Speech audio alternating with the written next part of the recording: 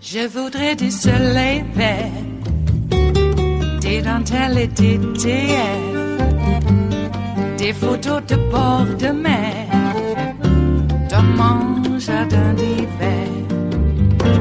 Je voudrais de la lumière, comme en Nouvelle-Angleterre. Je veux changer d'atmosphère, dans mon jardin d'hiver.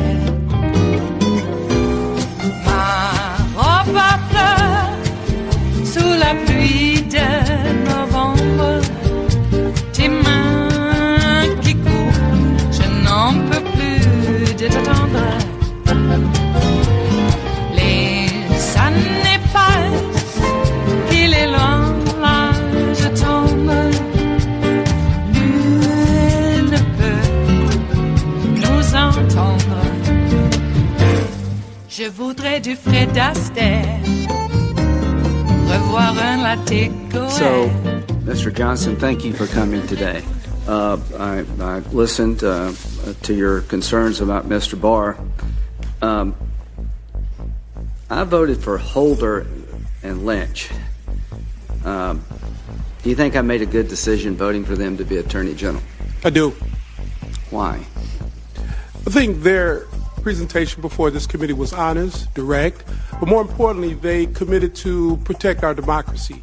For African Americans, protecting democracy is to also regularly enforce efforts to ensure that all citizens can cast their ballot. Right. They committed to that, and they demonstrated that while they were in office. Okay, and you believe Mr.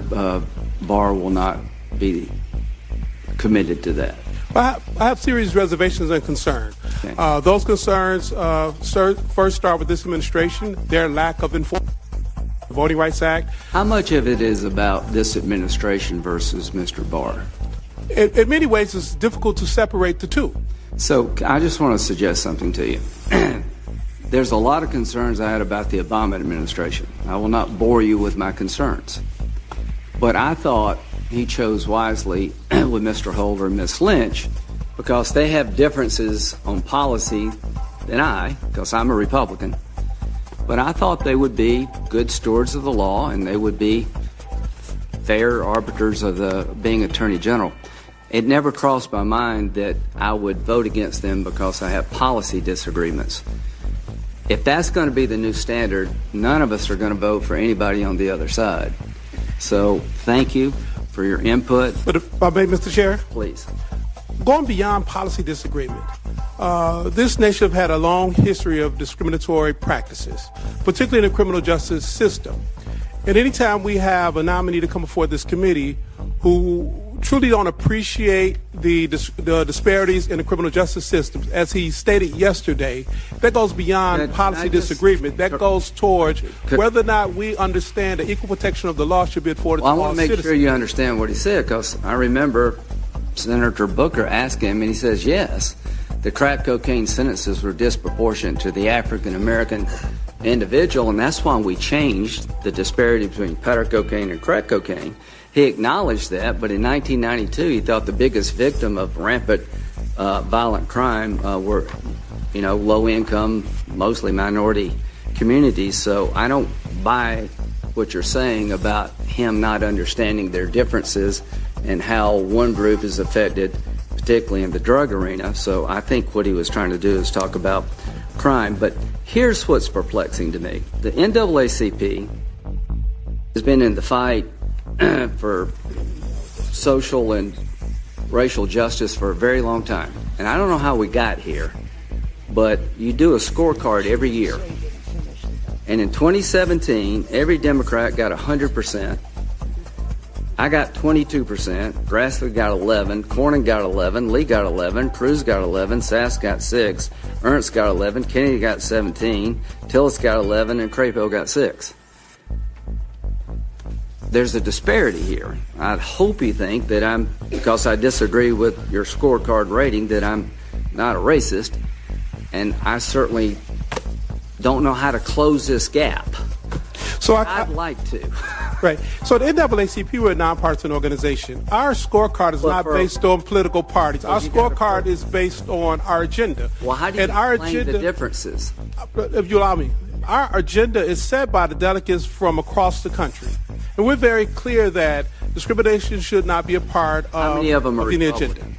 Excuse me? How many of them are Republicans? We don't determine how many members are Republicans. We have Republicans among our membership on our national board. I don't want to. But if you allow me to explain the report card, right? And so we establish our agenda not based on political parties, because we understand that political parties are nothing more than vehicles for agendas.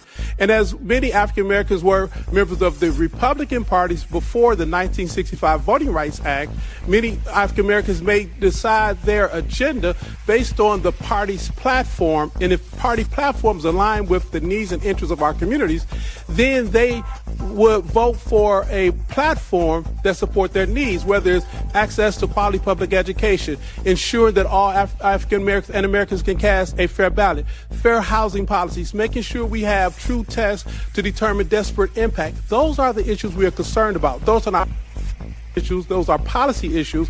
And individuals who run under party labels, they decide based on the platform that they believe which party label they run under. We don't make partisan decisions. We make policy decisions, and it's informed by members across the country. Some are Democrats, some are Libertarians, some are Republicans. You may not think that that your agenda is party neutral. All I can tell you is somebody who wants to solve problems. It's pretty odd to me that every Democrat gets 100%, and I do the best as a Republican getting 22. Maybe the problem's all on our side. I don't think so. I think the agenda that you're pursuing in the eyes of conservatives is not as good for the country as you think it is. It's got nothing to do about Republican and Democrat. It's more it has to do about liberal and conservative. You got to ask yourself, why does every conservative on this committee, the best I can do is to get 22? Mr. Chairman. Well, I think it's a different question. I think the members of the Republican Party should ask yourselves, are you willing to be expansive enough and inclusive to ensure the rights of individuals, despite their racial background, their interests are met, not based on conservative or liberal tendencies, but based on those individuals' needs and the interests that they advocate for. Will you ask yourselves why I can't get better than 22% from conservatives? Yeah, sure. We can go down each one of the policy agendas, and we can go through each one of them, and we can make a determination. That's a good discussion. I want to sharpen this discussion, because I think it's an important discussion, and give you what concerns me when it comes to this entire discussion. This is about whether the nominee is going to aggressively, faithfully enforce the civil rights laws. It is Thursday, the 17th of January of 2018, and you are in West Coast Cookbook and Speakeasy. I am your chef de cuisine, Justice Putnam, and our daily special is Metro Shrimp and Grits Thursdays. A little bit of jambalaya, a little bit of spice in your life.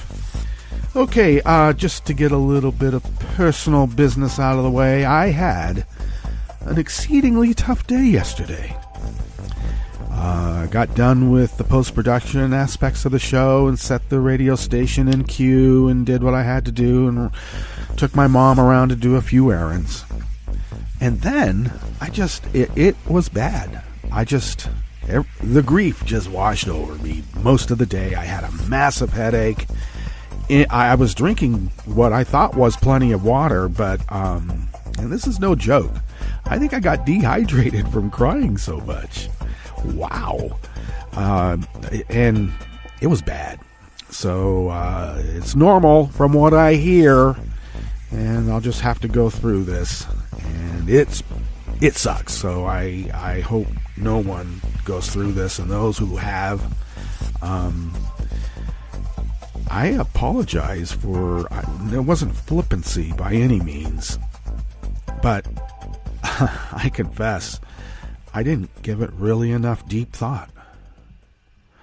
Yeah, sure, you offer condolences, because what can anyone say? But this is one thing that really you don't want to experience. It sucks big time. Big time. One good thing, though, is that my grandson will be coming this weekend. I had my granddaughters last weekend, and my grandson is in college now.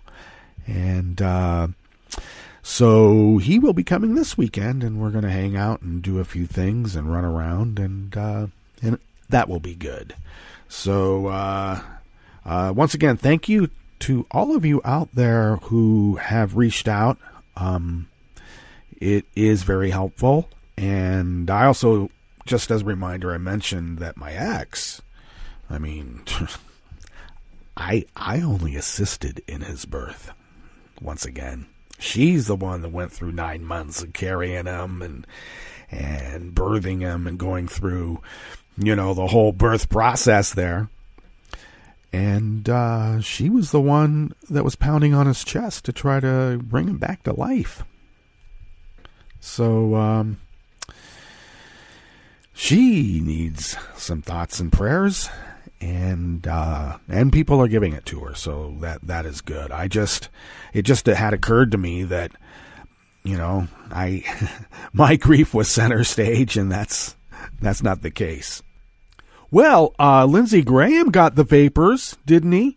Wow, he had a hearing yesterday, one of the first ones he's had since he's taken over committee chairman assignment.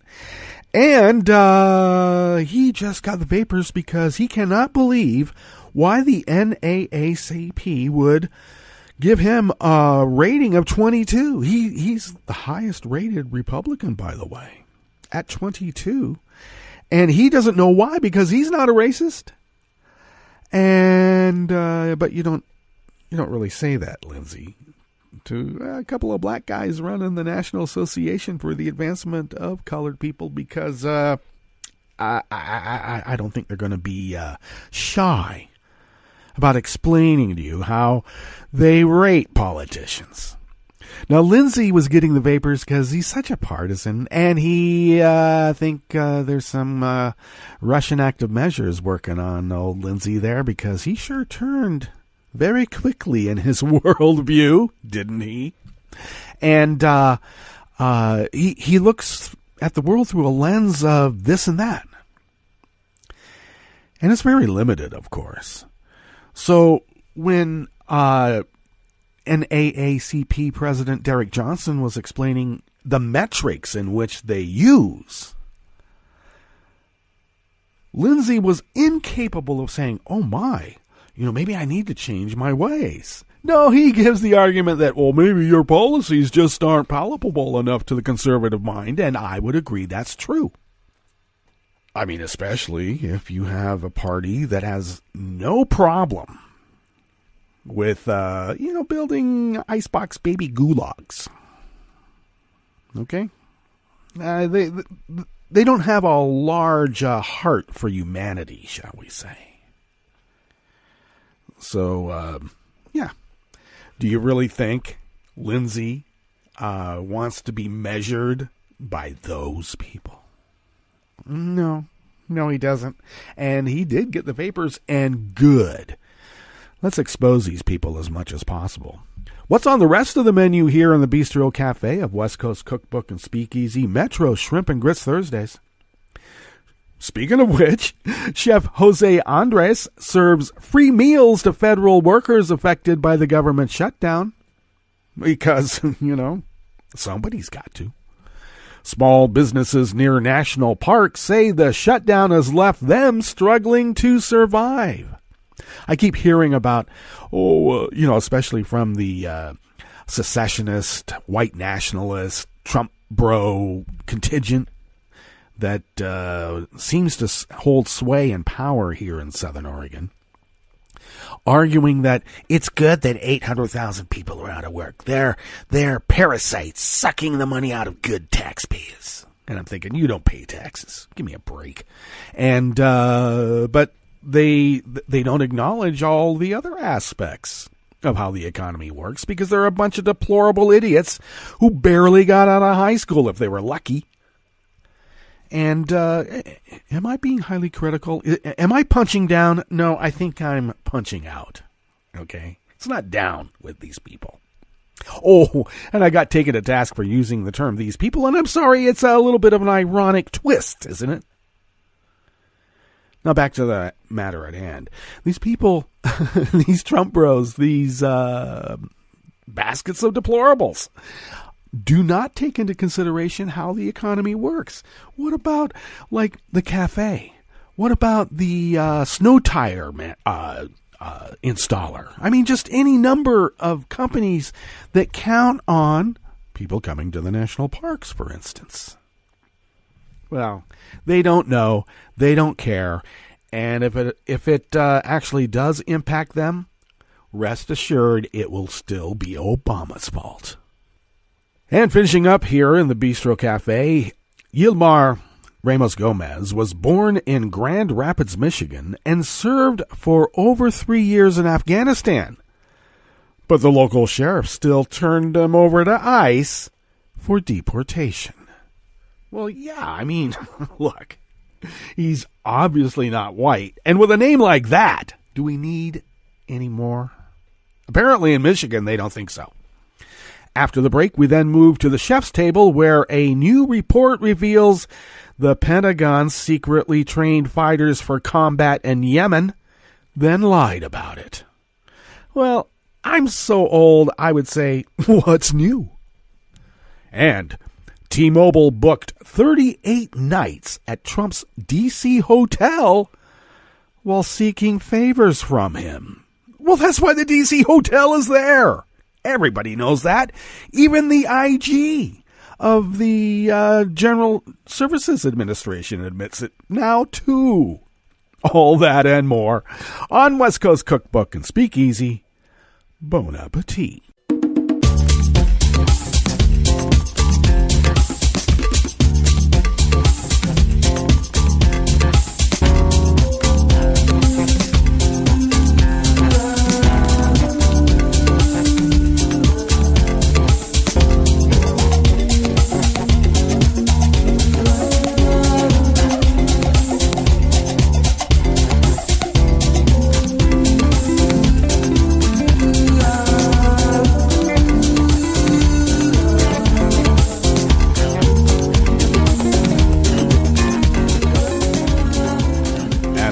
Bottom of our homepage at netrootsradio.com. To the rightish of the page is the chat room link. Go ahead, look for it. It's right there. Kelly Lincoln monitors that, and thank you, Kelly, for doing that.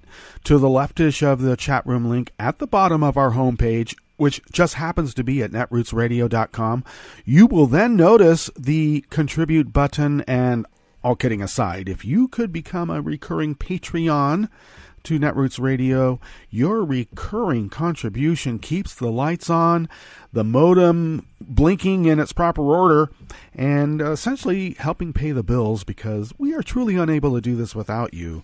And thank you to those who have been generous enough to, buy us coffee once a month. That's helpful, or more, or less. But thank you, because it really does help us pay the bills. You can follow Netroots Radio on Twitter at Netroots Radio. You can follow me on Twitter at Justice Putnam. I post the show notes and links diary on Daily Codes about 10 minutes before showtime, where I can also be found as Justice Putnam, because that's my name. I didn't make it up. It's my name. And you can also follow the show on Twitter at Cookbook West. A little different, but it'll show up. They do all these really mysterious prompts for you anyway. And you can pick up podcasts of the show by way of Stitcher, Spreaker, TuneIn, iHeart, YouTube, iTunes, and wherever fine podcasts can be found. This first offering here in the Bistro Cafe of West Coast Cookbook and Speakeasy, Metro Shrimp and Grits Thursdays, is by Casey Quinlan out of Think Progress. I I have actually petitioned the Pope to make Chef Jose Andres a saint. Now, normally you have to wait until someone dies before they can even be considered a saint, and they have to be dead for a certain amount of time, and, they have to go through all sorts of investigations, shall we say, to prove that they've created miracles and, all the stuff. And I would think that feeding the multitude with just, a few loaves and some fishes pretty much counts as a miracle in my book. And Chef Jose Andres has been doing that in Puerto Rico and elsewhere. And now he's feeding federal workers who, I must say, when we talk about federal workers, we're not talking about just the cops. We're not talking about just, the Forest Service or whomever.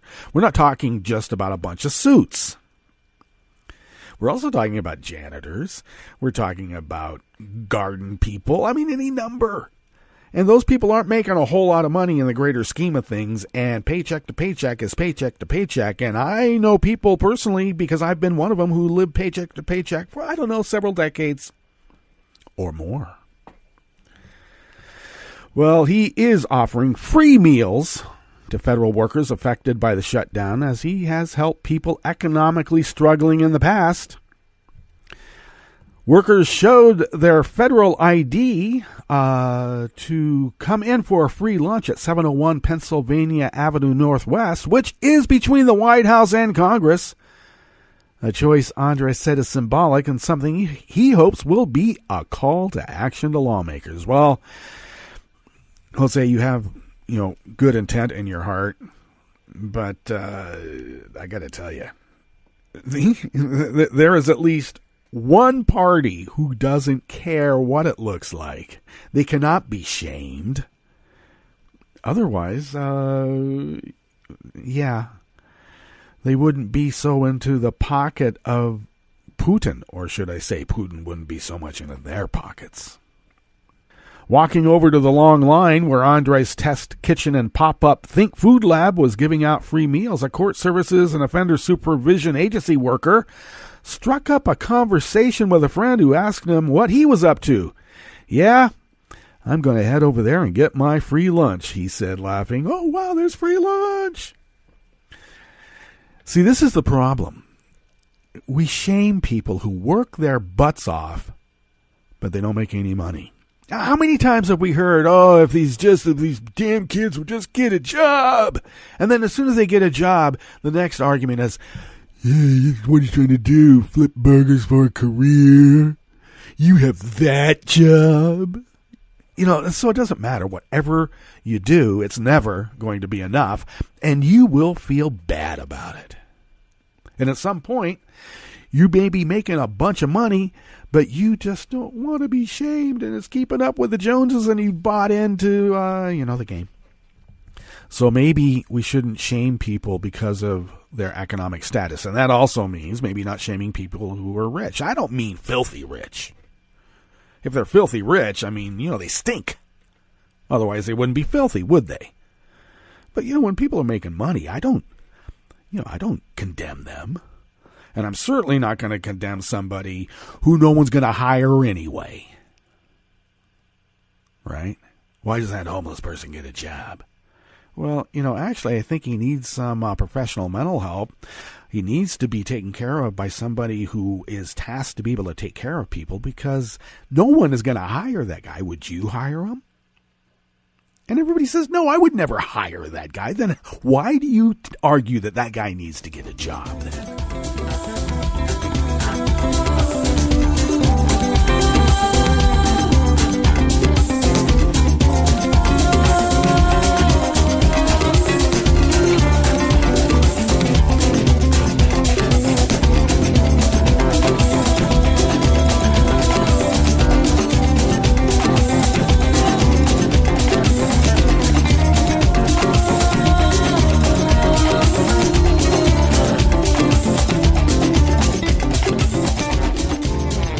Eddie Baird, also of Think Progress, brings us this next offering here In the Bistro Cafe of West Coast Cookbook and Speakeasy, well, federal employees are not the only ones nervous about making ends meet during the government shutdown. Hotel and restaurant owners near Joshua Tree National Park say the shutdown has left them without their usual flow of customers, and that employees are concerned about paying their bills and making rent. Well, obviously, all those people vote Democratic, and they should be made to suffer. The right people need to be punished. That is actually some of the sentiment that we have heard from the sycophants and apologists of this behavior. I call them a basket of deplorables, and maybe there are baskets of deplorables. I don't know if we can fit them all in one basket. But they're certainly deplorable. And they certainly don't know much about American government, and I think they know even less how to be good neighbors.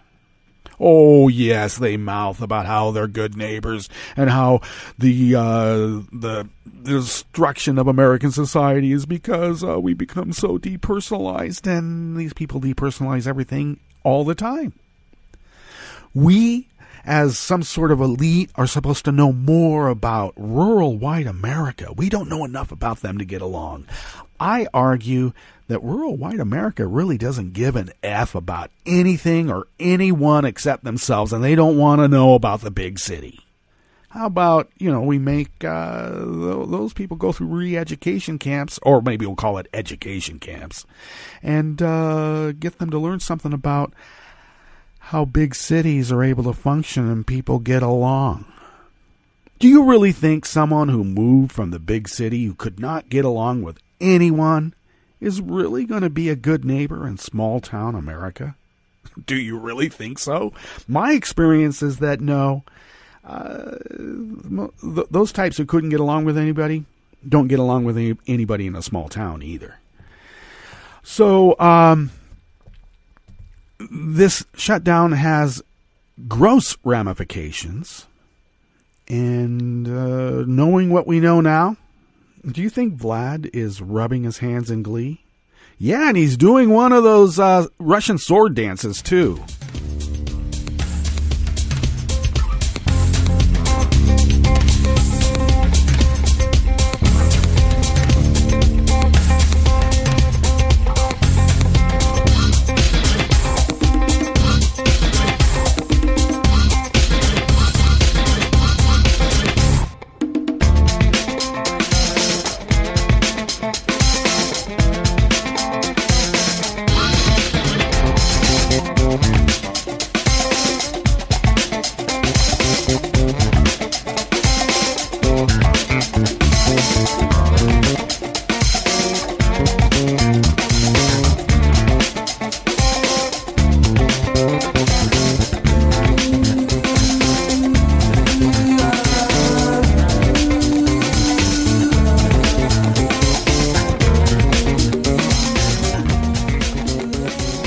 Offering here in the Bistro Cafe of West Coast Cookbook and Speakeasy comes by way of BuzzFeed News, written by Hamed Al-Aziz.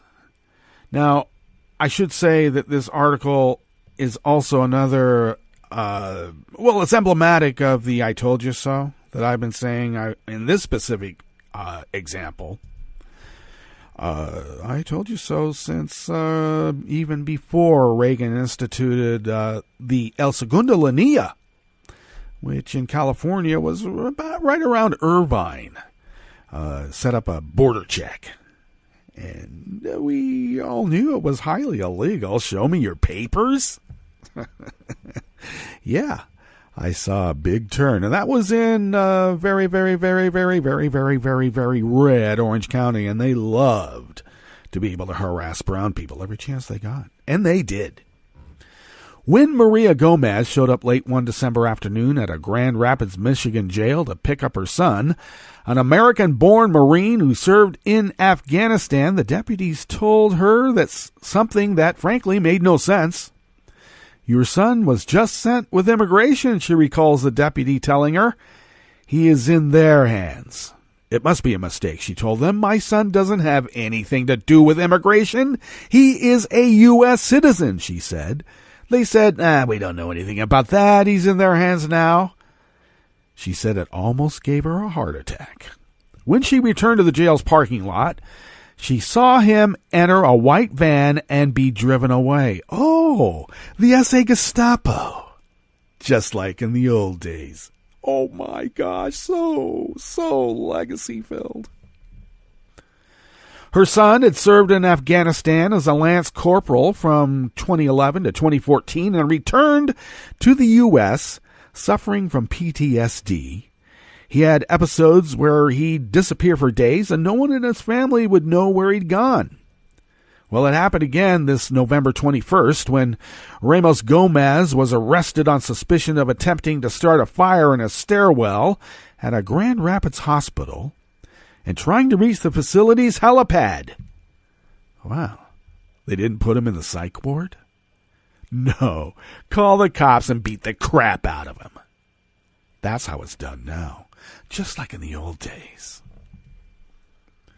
According to his attorneys and law enforcement, Ramos-Gomez, age 27, pleaded guilty to a trespassing charge and was ordered released on December 14th on his own recognizance to await sentencing.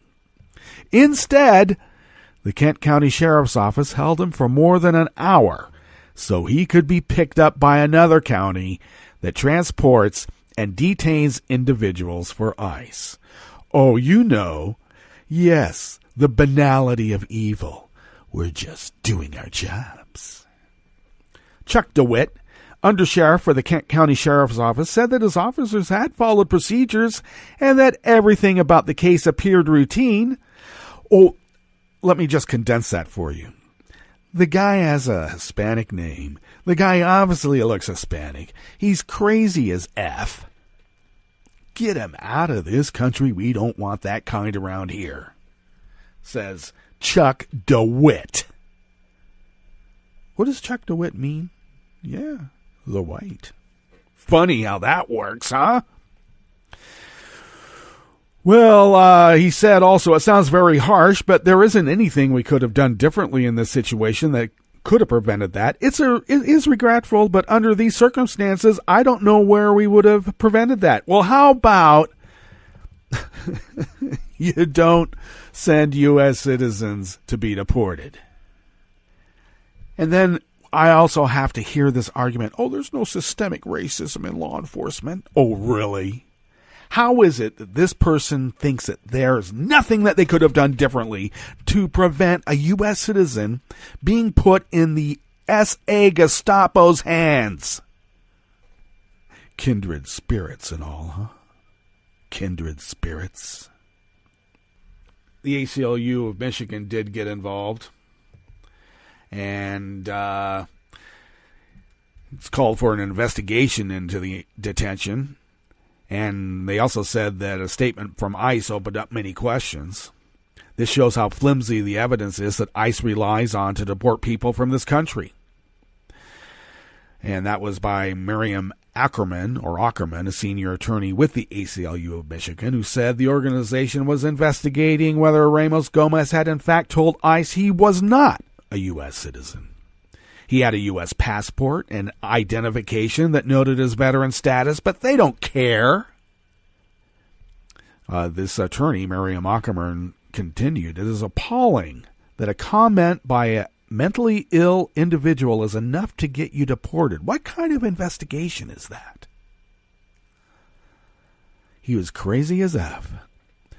Asked him if he was a U.S. citizen. No, I have no idea what he said. But why are the cops involved in this? Why is he not in the psych ward? He's already in the hospital. The ACLU also wondered why ICE had interviewed him in jail. If his name is John Smith, ICE isn't going to interview him because Ramos-Gomez had been transferred to ICE on a Friday. His family was unable to secure his release until the following morning when his lawyer called ICE officials. I don't have words to say because I feel like they don't care, his mother said. They don't care that my son served this country. And I would say, of course they don't care. We had 4 Marines die in Niger. Or now we have 4 Marines just dying recently. Have you heard any word? One? No, but we're talking about Benghazi again and what Hillary has wrought. And with that, we're going way over. We better get into our break. And when we come back from the break, of course, we're going to go through weather from around the world. You will have all sorts of information from around the world. And we're going to finish up with the stories that we've curated for you today. You are listening to West Coast Cookbook and Speakeasy. And we will be right back. You are listening to netrootsradio.com. Please hang up and try again.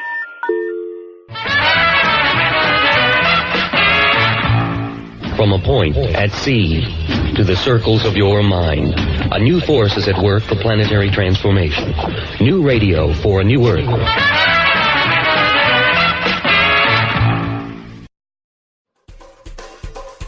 This is Scientific American's 60-Second Science. I'm Lucy Wong.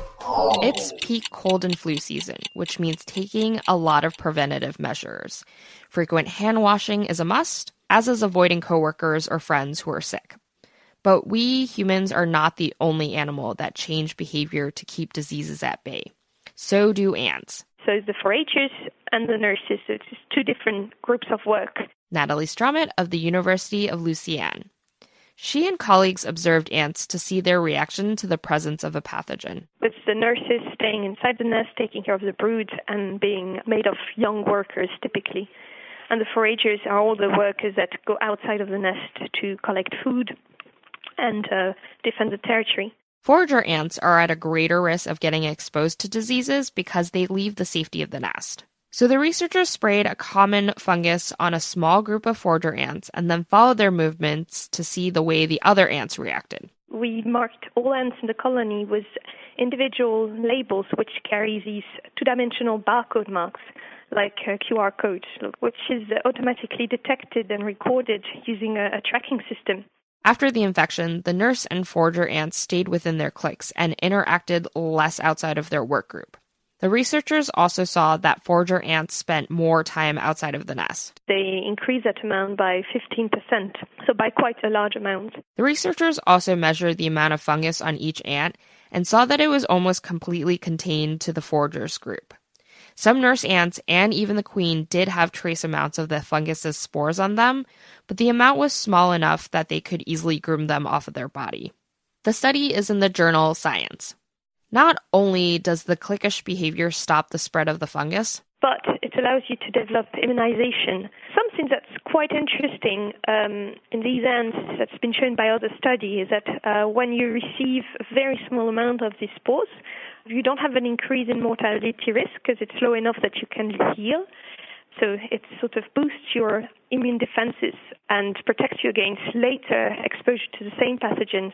Seems that in their ability to avoid infecting other members of the community, ants may be more advanced than we are. Thanks for listening. For Scientific American's 60-Second Science, I'm Lucy Wong.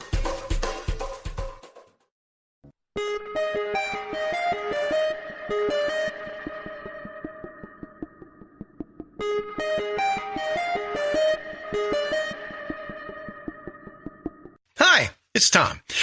Could we humbly suggest your donation to netrootsradio.com? All we've got to run this 24-hour powerhouse of progressive resistance radio is what comes out of our own wallets. And you are our biggest donor. And it doesn't take much, $3, $5. Just go to the bottom of our netrootsradio.com page and hit our secure donate button. Heck, you can even make a recurring contribution. And you'll get a wondiferous pair of Netroots radio stickers for application to your backpack, your bumper sticker, or your banjo. Well, it's up to you which backpack you want to put it on. So donate what you'd like at the bottom of our netrootsradio.com's homepage. Because you are our biggest donor. Netrootsradio.com. Together, we are Resistance Radio.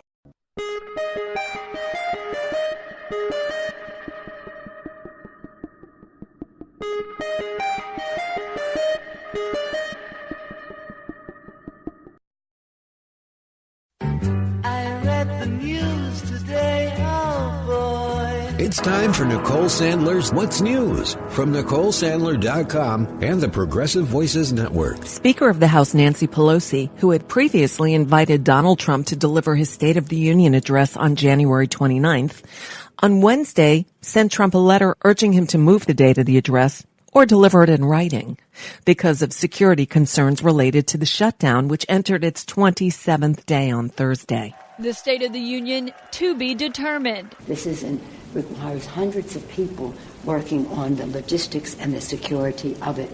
Most of those people are either furloughed or victims of the shutdown. Pelosi citing security concerns in her letter to the president, adding he's still welcome to make the address, just not on Capitol Hill. You can make it from the Oval Office if you want. The Department of Homeland Security Secretary pushing back on Pelosi's claims, tweeting that the department and Secret Service are fully prepared to support and secure the State of the Union. Canceling the State of the Union means Trump won't be able to make his case for the border wall during the primetime television address, as aides were planning on if the shutdown was still going. But Pelosi's letter, which she said was just a suggestion, creating confusion on Capitol Hill. On day 26 of the record-breaking shutdown, Trump, lunching with a group of bipartisan House members, named the Problem Solvers Caucus, though officials weren't expecting a breakthrough, and the White House only issued this statement after, saying, "We look forward to more conversations like this." As the shutdown starts to take a toll on the country, even Republican lawmakers are getting frustrated. I am sympathetic to strengthening our security at the border, but shutting down government is not the way to achieve that goal. That frustration causing senators to circulate a letter on Capitol Hill today, calling on Trump to reopen the government for 3 weeks and then debate funding the border wall. But that proposal doesn't look promising. And sources tell CNN White House officials were privately urging lawmakers not to sign it. Rudy Giuliani, who is ostensibly still Donald Trump's attorney, went on CNN Wednesday night to emulate his boss and continue lying, telling Chris Cuomo that he never said there was no collusion. I never said there was no collusion between the campaign or between people in the campaign. Yes, I have no idea if I have not. I said the President of the United States. There is not a single bit of evidence the President of the United States committed the only crime you could commit here, conspired with the Russians to hack the DNC. First of all, crime is not the bar of accountability for a president. It's about what you knew, what was right and what was wrong, and what did you deceive about. Those are going to be major considerations. The president did not. He said nobody had any contact. Tons of people had contact. Nobody colluded. The guy running his campaign he didn't say was nobody. Working on an issue at the same time as the convention. He said he didn't. He didn't say nobody. How would you know that nobody in your campaign? He actually did say that, Rudy. He said nobody, and then he said, as far as I know. He said it in a... Well, as far as he knows, that's true. This is what's known as gaslighting. Giuliani, as recently as July, was asked by Fox, quote, regardless of whether collusion would be a crime, is it still the position of you and your client that there was no collusion with the Russians whatsoever on behalf of the Trump campaign? Correct, Giuliani responded at the time. The debate then turned to whether or not Trump said nobody on his campaign colluded. Giuliani insisted he didn't say nobody. Cuomo insisting he did. By the way, he did. There is no collusion between certainly myself and my campaign, but I can always speak for myself and the Russians. Zero. Obviously, there are countless other examples of Trump saying the exact same thing. So this happened on Wednesday. Mike Pence, the vice president of the United States, opened his mouth and showed that he's as ill-informed as his boss. Thanks to the leadership of this commander-in-chief and the courage and sacrifice of our armed forces, we're now actually able to begin to hand off the fight against ISIS in Syria to our coalition partners, and we are bringing our troops home. The caliphate has crumbled and ISIS has been defeated. The problem is that Pence delivered those remarks just hours after 4 Americans were killed in an attack in Syria that ISIS claimed. Although the nominee to be the next United States Attorney General has no idea what the emoluments clause is, the rest of us have gotten a first-hand education on the law during Trump's 2 years in office. On Wednesday, MarketWatch reported that the Inspector General for the General Services Administration, the government agency that rented the old post office building to Trump for his D.C. hotel, ruled that the agency knowingly ignored the Constitution's emoluments clause. The Inspector General noted in a statement that the lease for the Trump International Hotel, quote, raised issues under the Constitution's emoluments clauses that might cause a breach of the lease. However, GSA decided not to address those issues, end quote. Just one more issue that the democratically controlled House of Representatives should deal with. High drama unfolding in Great Britain surrounding Brexit. On Wednesday, Prime Minister Theresa May survived another no-confidence vote, though she's struggling to figure out a way to exit the European Union after her latest plan was voted down just the day before. And that's a bit of what's news for now. I'm Nicole Sandler. If you appreciate these reports and the Nicole Sandler Show, I hope you'll consider making a contribution. My work is 100% listener supported, and I can't do it without your help. Find out more at NicoleSandler.com/donate. From UN headquarters in New York, I'm Luke Vargas with your World in 2 Minutes. Desalination, the process through which salt water is converted into usable fresh water, is rapidly rising to address the challenge of global water shortages and has already rendered chronically dry corners of the world habitable. There are nearly 16,000 desalination plants around the world, with the highest concentration in the Middle East and North Africa. Those plants often treat seawater and tend to be larger and less efficient than those in North America that mostly treat rivers and estuaries. And new research this week suggests that super salty brine discharged at desalination plants bordering the world's oceans is now causing problems of its own. The salinity is potentially a big problem, especially in not very well flushed areas. Edward Jones is an environmental scientist and researcher at Wageningen University in the Netherlands. If we're dumping lots of brine into the ocean whereby there's not much circulation, this can cause saline underflows within the ocean. And this can reduce the dissolved oxygen content, and this is the reason why there can be associated effects with the ecology. Organisms that live on the seafloor can suffer from this lack of oxygen in conditions we call hypoxia. By one estimate, desalination plants produce 1.5 liters of brine for each liter of fresh water, and with an estimated 95 million cubic meters of desalinated water now produced each day, that's a lot of brine. Worse still are plants that use toxic chemicals like chloride or copper in the desalination process. These are the toxic elements that can potentially accumulate in the environment and cause negative effects for marine life. But there are fixes on the horizon. By mixing brine with wastewater or power plant cooling water, the resulting discharge can be less salty and harmful to the environment. Brine can also be converted into lye and other industrial gases. But until those processes become less expensive, a variant of the old adage will remain true. There's no such thing as a free drink. Luke Vargas, The United Nations.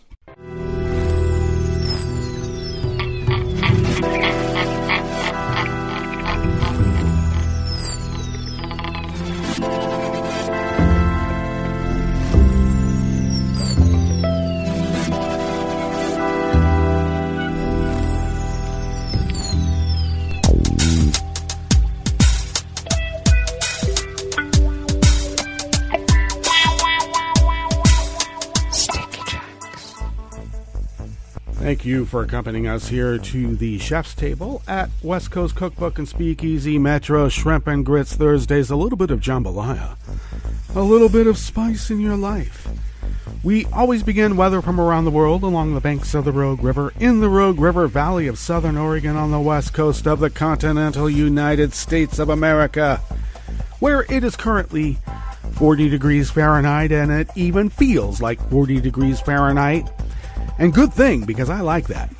Winds are out of the northeast at a light and variable 1 mile per hour. Looks like we're not going to be in our wind advisory, though consistent winds today will be shifting out of the south-southwest in about an hour or so and increase to 10 to 20 miles per hour. They will then shift out of the south-southeast tonight and decrease to 5 to 10 miles per hour tomorrow, east-southeast, continuing at 5 to 10 miles per hour. And it's going to do that little coordinate shift back and forth and continuing about 5 to 10 miles per hour while we have this quite a large weather cell of water dumping on us as we speak. We are in the midst of showers and expecting almost a little over a half an inch today and about a quarter inch tonight with a looks like another half-inch tomorrow. And as I checked earlier, it looks like we're going to be getting pretty much a quarter to 3/4 of an inch each day. So between that range for the next several days, looks like at least through the weekend and the next weekend. Okay, that's fine. Pollen is none. The air quality index has dramatically dropped to 18 parts per million in the good range, and the daytime UV index is low, though ticked up to 2, even though we're pretty cloudy with rain. The barometric pressure is holding steady at 29.4 inches. Visibility is at 7 miles, and relative humidity is, 87%. And it's not sticky. It's still a little chilly out there. All right. Weather from around the world is brought to you by people's personal weather stations that they purchased. These people planted. These purchased personal weather stations somewhere on their property, and these people positively live around the world. London is 45 degrees and sunny. Paris is 42 degrees with rain, and they are under a flood advisory. They're having copious amounts of rain, looks like. Rome is 53 and mostly cloudy, and they are under also a flood watch from heavy rain.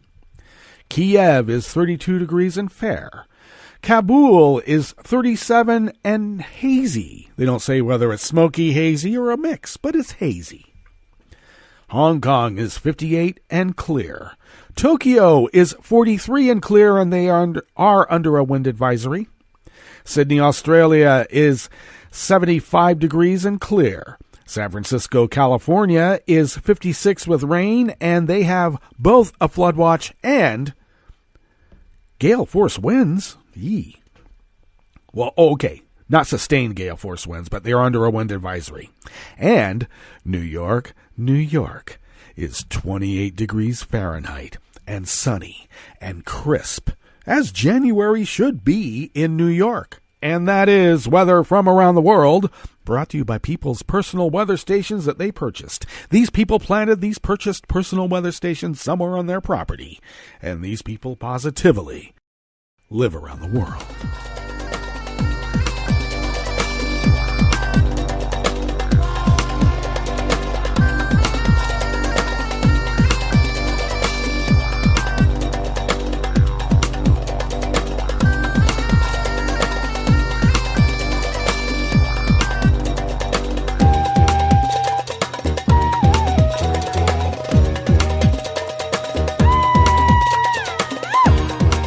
First amuse-bouche here at the chef's table at West Coast Cookbook and Speakeasy, not counting the weather, of course, is brought to us by Matthew Chapman out of Alternet.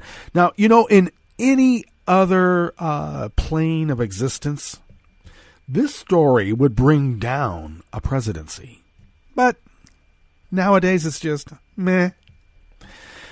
Yahoo News revealed yesterday new documents from late 2017 that show, contrary to Defense Department's insistence that it is neutral in the bloody conflict in Yemen, perpetrated by a coalition of Saudi Arabia and its allies, the U.S. appears to have provided training to forces from the United Arab Emirates, which is part of the coalition. Indeed. A CENTCOM spokesman, Lieutenant Colonel Earl Brown, flatly denied the contents of the document, saying the U.S. forces have not conducted exercises with members of the Saudi-led coalition to prepare for combat operations in Yemen. He claimed that the U.S. gives limited non-combat support to forces in the region to counteract the destabilizing effects of terrorism and other threats, despite the fact that the documents clearly say the training is for combat ops in Yemen. Do not believe what your lying eyes are telling you. The Saudi attacks on Yemen in response to a civil war between the government of Abu Dubba Mansur Hadi and the Shia Houthi rebels have stunned the world with their brutality. The coalition has been accused of deliberately bombing farms and food storage sites. Hey, destroy the village to save the nation. Where have we heard that before?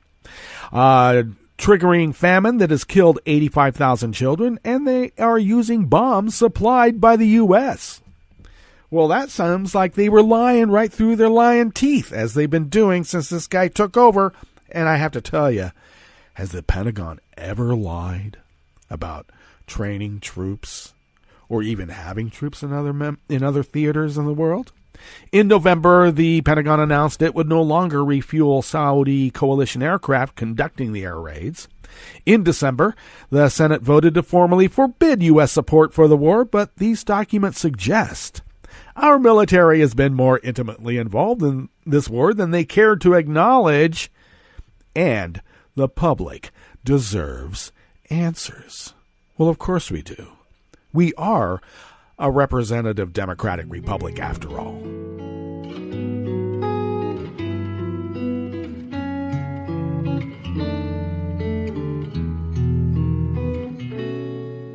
Je te donne ce mon amour pour la vie entière. La promesse de me trouver à tes genoux. Aussitôt que tu m'appelles, rester toujours fidèle, c'est tout, c'est tout. Je te donne tous mes printemps, mes étés de mer, mes automnes quand les feuilles tombent partout. Si ce n'est pas une bonne affaire, je te donne tous mes hivers, c'est tout. Oliver Willis brings us this final amuse-bouche here at the Chef's Table at West Coast Cookbook and Speakeasy Metro Shrimp and Grits Thursdays. I have this question. Does anybody really like John Laguerre? Maybe some do. I think he's, well, I don't know what I think. T-Mobile executives may have taken advantage of Trump's obvious corruption by booking stays at his Washington, D.C. hotel at the same time as the company sought the Trump administration's approval of its massive merger. The Washington Post reports that all told, 9 T-Mobile executives paid at least $300 per night to stay at least 38 nights in Trump's hotel. Those 38 visits were listed on a special VIP arrivals list, alerting staff to the presence of elite guests. So the actual number of stays could have been higher. Indeed, they may have been. The surge of bookings came just as T-Mobile started pursuing a merger with Sprint, valued at $26 billion. Well, this is one way to kick some vig up to the big guy, and this is to be expected, just as we were told. Such a massive deal requires federal approval, which is where the Trump hotel bookings start to look very suspicious. When companies like T-Mobile do business with Trump's hotel, it can be a direct means of bribing him when they need regulatory help from the federal government. Trump personally makes money off of his hotel since he has refused to follow tradition and put his assets in a blind trust or sell them off after assuming the presidency. This causes numerous conflicts of interest, and the American public can never be sure if Trump is making a decision for the country or his pocketbook. I think, actually, it will never be about the country. It will only be about his pocketbook. I think the evidence has proved that beyond a shadow of a doubt. The hotel has become a hub of corruption since Trump took the presidency, with businesses, foreign governments, and Republican campaigns pouring in to book its rooms and ballrooms. The money spent finds its way into Trump's bank account and may influence the governing decisions he makes, and I say may.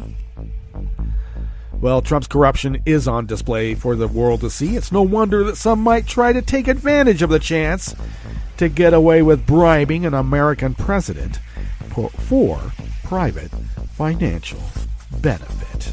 And that brings us to the end of our broadcast period for the day. But Netroots Radio is going to broadcast on. We'll meet up tomorrow for Blue Moon Spirits Fridays.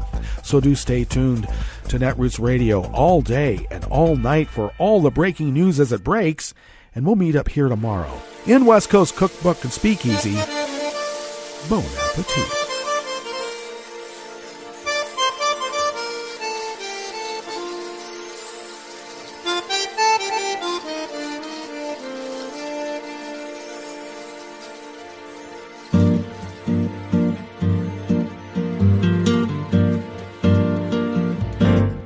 Je voudrais du soleil vert, des dentelles et des théières, des photos de bord de mer, dans mon jardin d'hiver.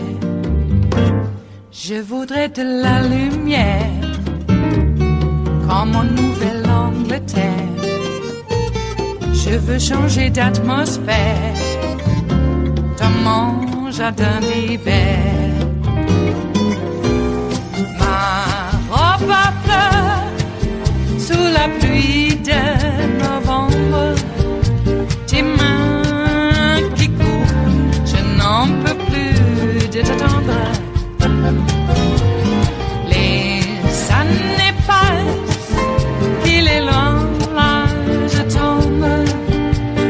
Nul ne peut nous entendre. Je voudrais du Fred Astaire, revoir un latte Goer. Je voudrais toujours te plaire, dans mon jardin d'hiver. Je veux déjeuner par terre, comme au long de golfe clair, t'embrasser les yeux ouverts, dans mon jardin d'hiver.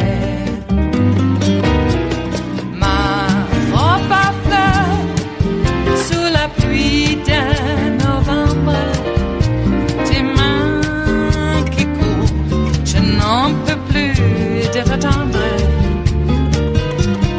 Les années passent, il est loin, là je tombe. Nul ne peut nous entendre. Ba-da-da-dum-di-da-dum. Ba-da-da-dum-di-da-dum.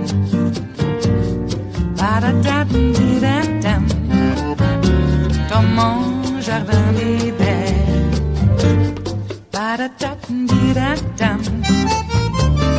Ba-da-da-dum-di-da-dum. Ba-da-da-dum-di-da-dum. Dans mon jardin d'hiver. Dans mon jardin d'hiver. Dans mon jardin d'hiver.